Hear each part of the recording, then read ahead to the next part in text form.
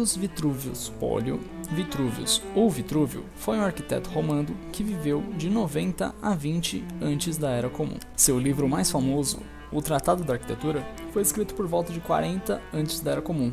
Este tratado, composto por 10 livros, combina a história da antiga arquitetura e engenharia com os pensamentos do autor, suas experiências, filosofias e teorias sobre o assunto. O Tratado de Vitrúvio constitui o único tratado europeu do período greco-romano que chegou aos nossos dias e serviu de fonte de inspiração a diversos arquitetos, tanto renascentistas quanto modernistas.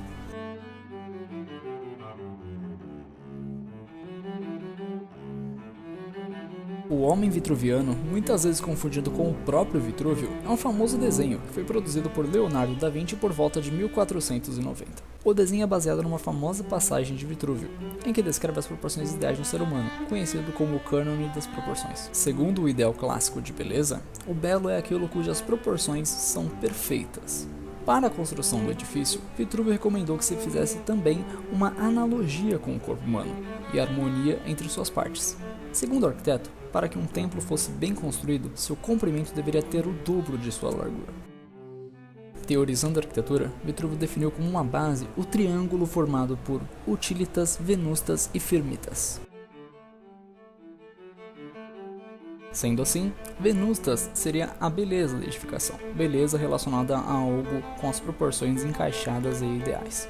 Firmita seria a solidez. Independente do movimento arquitetônico que foi contextualizada a edificação, ela precisa parar em pé. E finalmente, utilidade. Utilidade é uma característica que faz do objeto um objeto. Por exemplo, uma cadeira é feita para sentar, uma mesa para comer ou trabalhar, etc. O Tratado de Vitrúvio foi decisivo para a arquitetura clássica e renascentista, mas ele também é relevante para a teoria estética, pois trata da conjunção do utilitário com o belo. O tratado é composto por 10 livros, e nestes são abordados os seguintes temas. O primeiro livro comenta sobre os conhecimentos necessários à formação do arquiteto. Neste, ele comenta a necessidade do arquiteto de ser um indivíduo universalista, ou seja, ele tem que ter múltiplos conhecimentos em diversas áreas. Até medicina é uma ciência a ser estudada por um arquiteto, segundo Vitrúvio. No livro 2, ele comenta sobre materiais e arte de construção. Em sequência, Vitrúvio dedica 2 livros de seu tratado para falar sobre edifícios religiosos.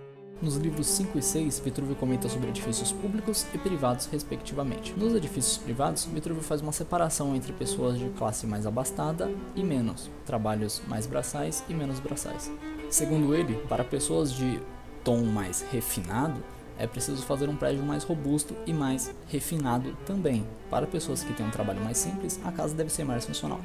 O livro 7 fala sobre acabamentos em geral, pisos e outros tipos de decoração. O livro 8 fala sobre hidráulica e distribuição da água, aqui entre os aquíferos de Roma. O livro 9 fala sobre gnomônica, que é basicamente a base para o estudo de cartas solares, que ajudam o arquiteto a projetar um ambiente confortável com incidência solar adequada.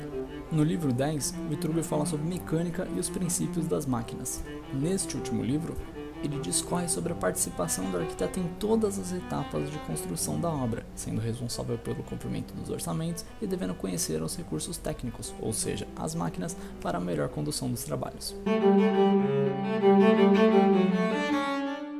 Leão Battista Alberti é considerado o maior teórico da Renascença. Nasceu na cidade de Gênova em 18 de fevereiro de 1406 e faleceu em Roma em 20 de abril de 1472. Foi um importante filósofo, linguista, escritor e principalmente arquiteto italiano do Renascimento, além de pintor e escultor. Revisitando Vitruvius, ele escreveu o primeiro manual sistematizado de perspectiva, apresentando aos escultores normas de proporções humanas ideais. Seus diversos livros publicados sobre geometria, proporções, artes, esculturas e outros o deram base para publicar o Tratado Novo sobre Arquitetura, na visão dele.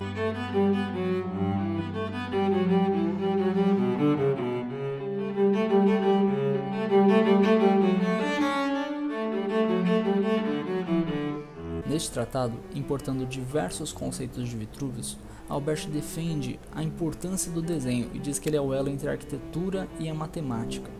A base do tratado é o livro de Vitruvius. Alberti usa como base o livro para a confecção de seu novo tratado. Alberti conseguiu aplicar de forma primorosa sua visão sobre a arquitetura em seus projetos. Alberti utilizou os elementos das tradições locais em suas obras arquitetônicas, criando ela entre o vernáculo e a arquitetura moderna. Para Albert, a beleza é uma espécie de harmonia e acordo entre todas as partes e essas devem formar um todo. Além da arquitetura, Albert escreveu tratados sobre todas as áreas em que ele atuou, propondo que os artistas buscassem no estudo científico, na história e na matemática fundamentos para o seu trabalho.